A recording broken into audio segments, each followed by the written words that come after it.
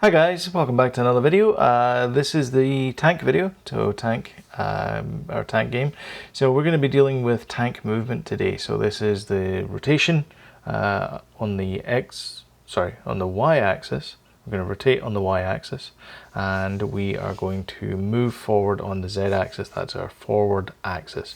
So yeah, we're just going to write one class today, and then the next time we'll talk about bullets and firing bullets then. But yeah, so we'll get started after the fade. Alright, so we've got our tank here. Our tank's just a very, very basic cube just now. But you can see that our forward direction here is the z-axis. So this moves our tank forward, and if we go to our rotate, you'll see that we rotate around the y-axis here. So if I rotate in this direction and then I drag over here, you see that that's how the tank moves in that direction.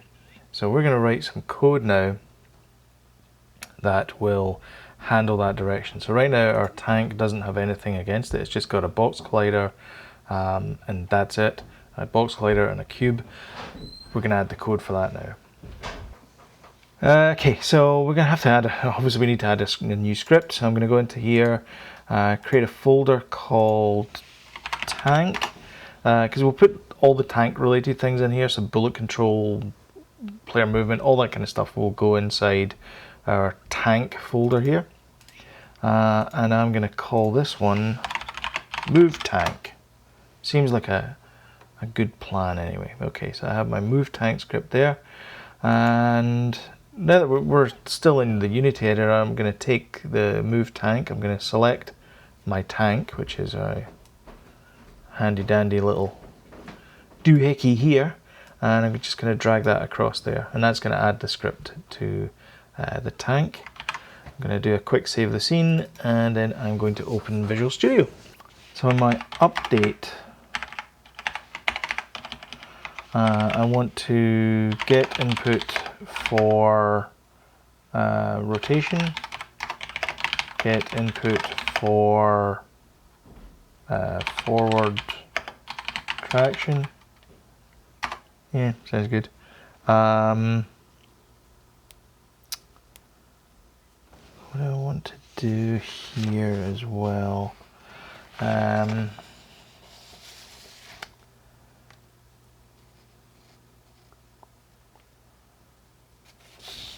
think that's okay for that, but I do want to expose the two properties because I want to be able to use this script for both tanks. So remember, we have our player 1 set up to use the QAZ keys, and then we have the player 2 set up to use the right square brace, the apostrophe, and then the slash and the dot.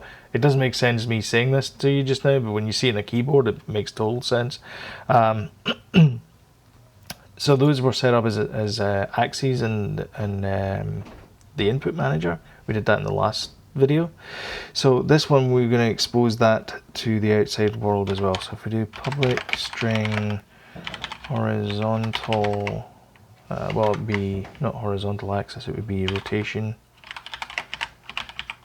which would be horizontal. So this is the name that we give it in the input manager. And public string forward equals vertical. So for our second player, we can then choose whatever those values are.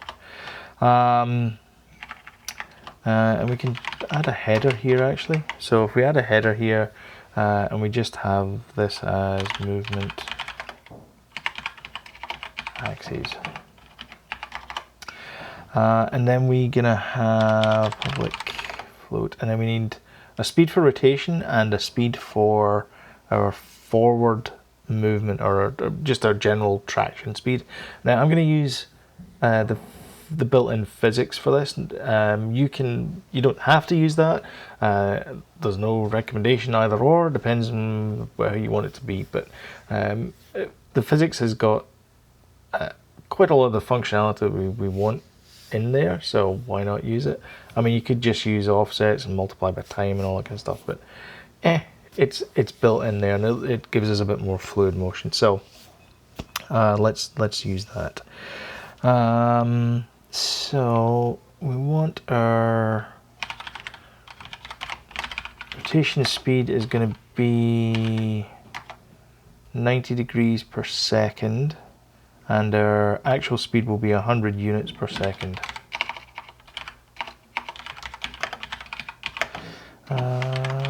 Float. Oh dear. Float speed equals 100 per second. And I'm just dimming here because of flux.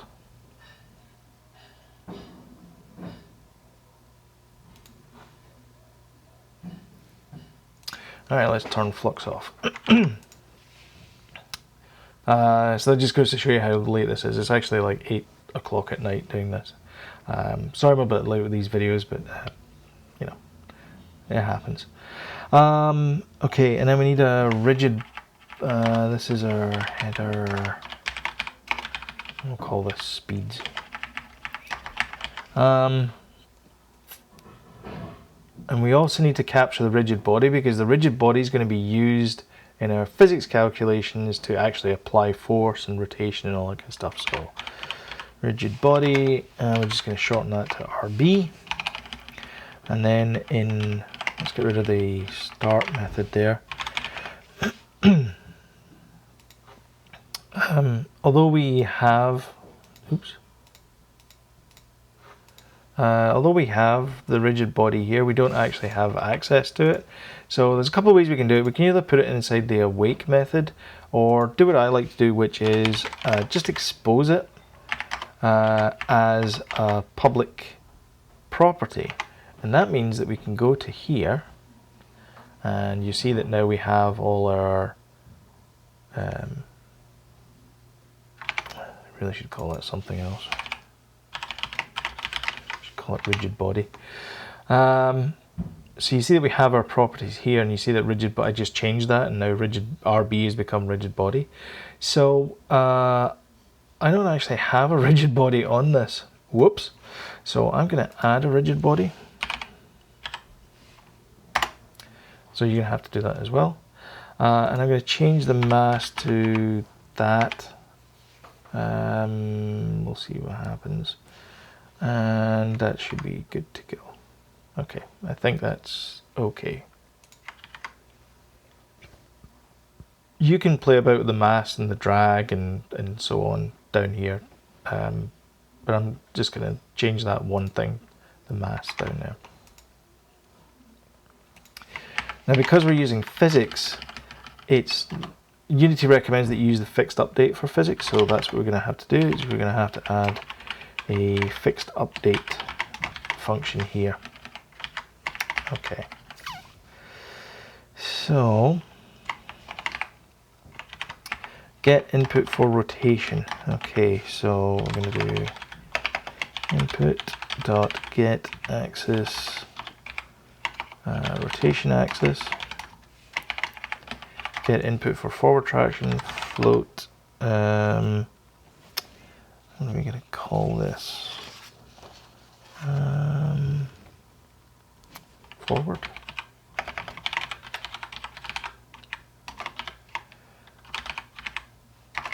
Forward axis. Okay. Now, because our update occurs there, we're going to have to create a couple of variables for our fixed update to read. Let's do forward first of all. So our forward is going to be if the user has moved forward, so it's whether they press Q or A. It's called forward, but it's really forward and reverse. So if they've moved it at all, now they could choose it in a negative way or they could choose it in a positive way. So I'm going to choose to use this function here that checks to see if it converts, this might be a negative value, so it'll convert that to a positive value, ABS, which is short for absolute. And if that's greater than a very, very small number, that means they have touched it in some way. So the force that we're going to apply to that, excuse me, is the direction that they're traveling in. Let me think, let's get this right. The direction they're traveling in multiplied by the amount they're traveling forward. So how, like if they're using a joystick, if they push forward just a little bit, then they only move forward a little bit, and if they push forward all the way, then they move faster, multiplied by the speed. So that's going to give us a vector 3. So our force, is going to be our forward direction multiplied by our input multiplied by our speed multiplied by our delta time. Because remember, everything's done in ticks in Unity. So this is the time between the last time we were called. This is how we can get independent frame rates, and how we can get sort of, you no matter how slow your machine runs, we're always going to be 100 units per second. Okay, so that gives us force, but we need to get it inside our fixed update, so we're going to have to refactor this code a little bit here. So we're going to have to take this out. So we leave force there, and we put that up here. So that gives us force accessible to the entire class, which means we can now have it accessible inside our fixed update. So our fixed update is gonna look like our rigid body, add force,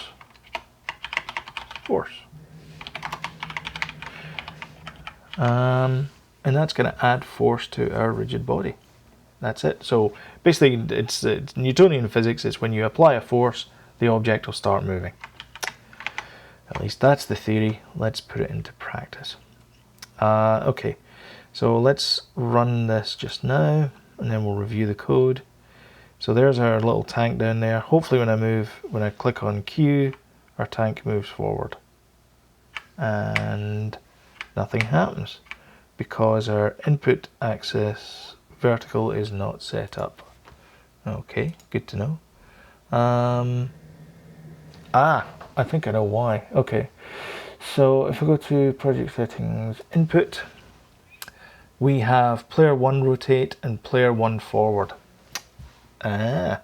So we need to go back to here and do player 1 rotate, player 1 forward. Okay, so now we have a rigid body. Oh, we haven't applied a rigid body either. That's probably not going to work. So to get the, sorry, this is what I was saying earlier on, and I lost my train of thought.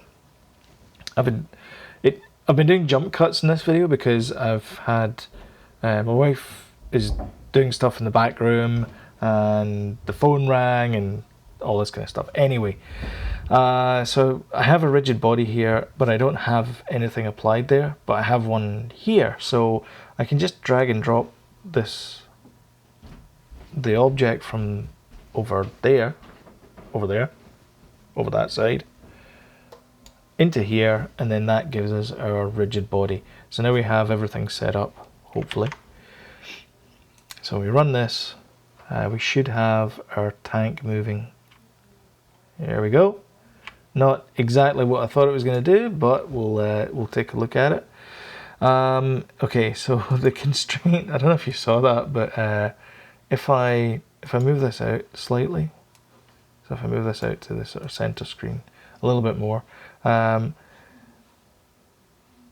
so if I press forward on this, it just goes, well, wrong. Whee! Okay. And that's because I don't have constraints on it, so I want to constrain it on. I don't want it to rotate around any other axis apart from the y-axis, because the y-axis is the vertical axis, and I want to be able to move it that way. So I want to freeze the rotation on the X and Y axis. So I do that in my rigid body. So that tells Unity's physics engine to not rotate on X and Y. So now when I go forward, it's a bit too fast.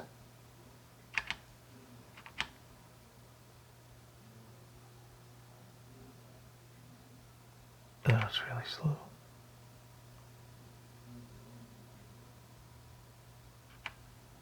Yeah. So we may have to bring that down a bit. Let's play with these a little bit. Okay, so let's bring the mass up to 1 and see. I think that may be too much though. Yeah, it's just not moving.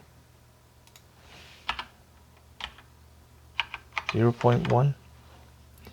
I think 0.01 is too light. This is what you have to do, is you have to sort of play around with it until you get the right feel for your vehicle. You don't want something that's too light. So if let's say you're driving a tank in this case, you want it to feel like it's a tank. You don't want it to feel like it's, like a tiny dragonfly. Okay, that's not too bad. So that starts off kind of slow and eventually gets a little bit faster.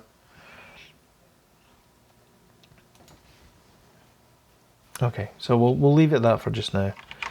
So that's forward. We have our forward axis sorted out.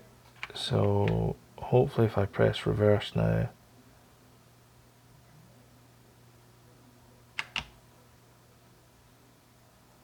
reverse isn't working still.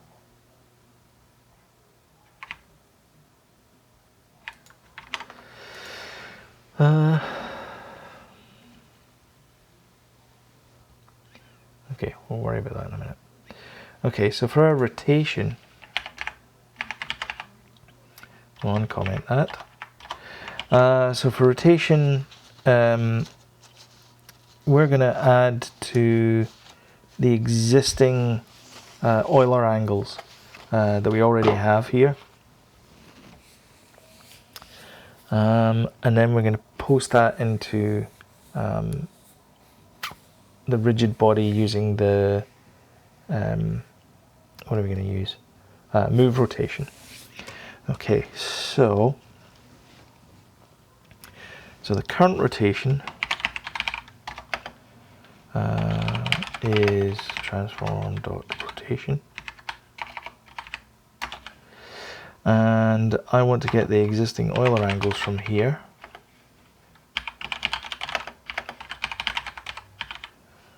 And that's how we do it.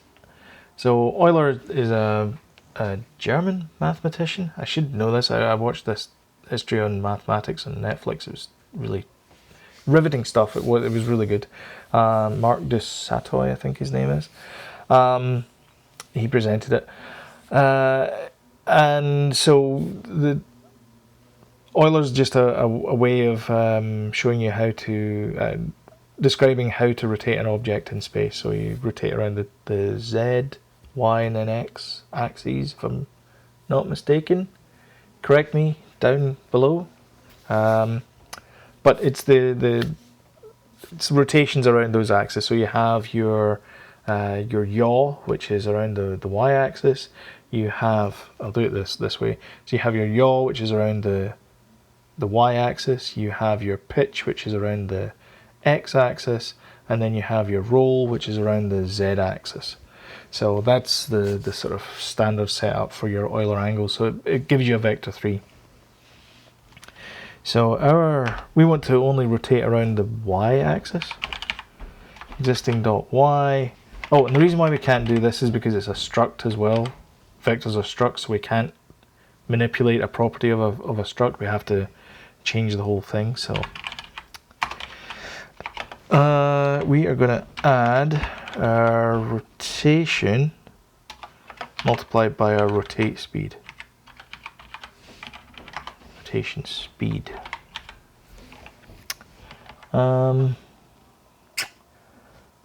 I think we might need our time.delta time there just to clamp it, otherwise we're not going to get the right speed, I think.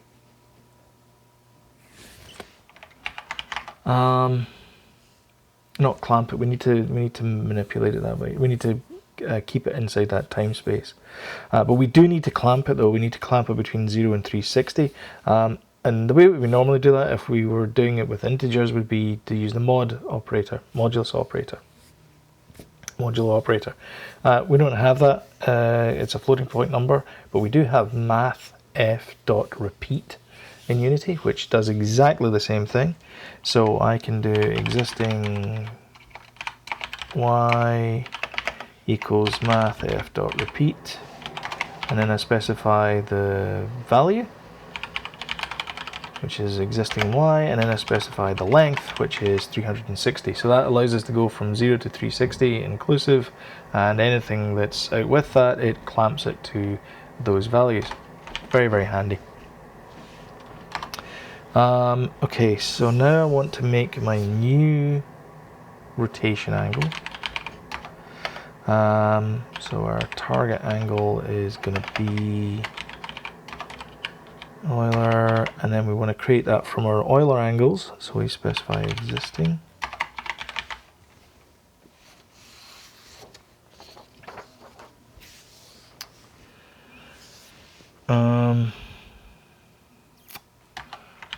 And then we lerp between the existing, this one here, and our target. So quaternion rotation equals quaternion dot lerp. Lerp occurs, there's a math f dot lerp, there's a vector 3 dot lerp. It's great, you specify the time and it just mathematically figures out the straight line between those 2 points. It's a fantastically useful method in all of those objects. So for this one we're going to target so we're going from the current to the target, and the time is time dot delta time, which makes me think we probably don't need delta time up here. Let's take that out just now. Okay, now we need this rotation inside our class, so we're going to do the same thing again. So I'm going to remove that from here, and I'm going to put that in here. And I'm just going to mark that as being just an identity quaternion, which means it's ones, which means that it's just effectively 0 rotation. And then from a fixed update, rigid body dot move rotation, and then my quaternion is going to be my rotation there. Okay.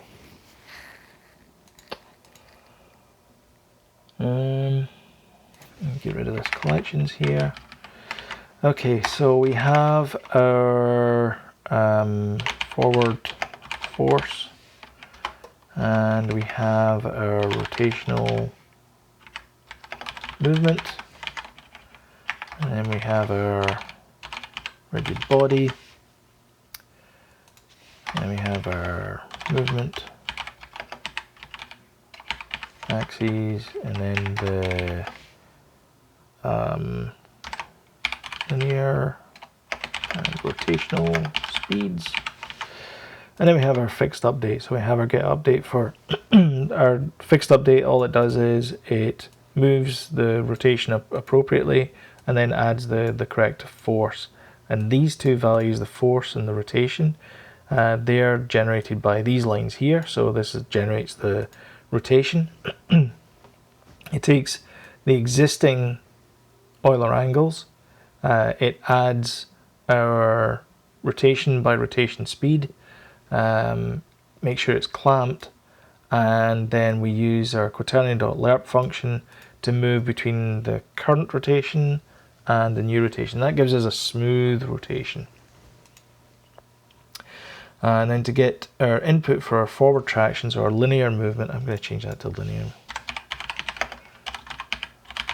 Change that to linear movement because it's in a straight line. I want to get the forward axis and yeah. Actually, do we have is there a forward, or is it only forward? I don't know if there's a reverse. Forward. Okay, that'll be why reverse doesn't work, because there is no reverse. I didn't set one up, so there is only a forward button. That's fine. I mean, we could add an A here, and then that would give us our reverse angle. I'm not going to bother just now. I think we're okay. I think you could be able to turn around and do that. That's right. That's why we don't have an A there. Of course. So Q is forward.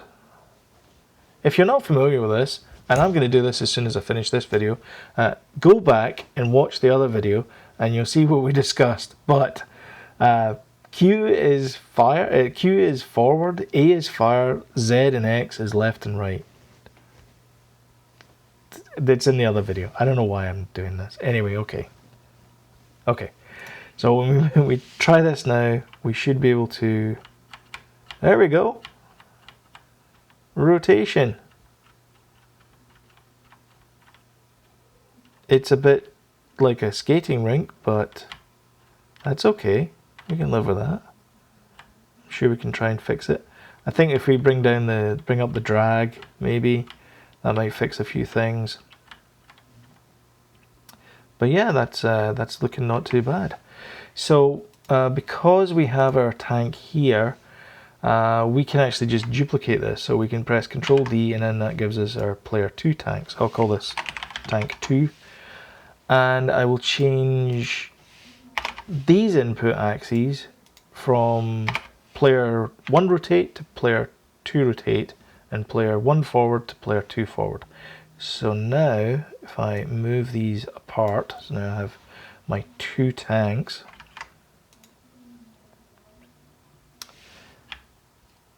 There you go. It's quite difficult to steer this when you have, but hopefully you can see that we now have, just by writing one script and adding, you know, a couple of cubes, we have the sort of starter for at least for our tank game. Alright, thank you so much for watching. Next time we're going to let the bullets fly. We are going to implement the pressing when you press the A button that I forgot that we actually set up as fire. So, sorry. So yeah, if you like, then give me a thumbs up.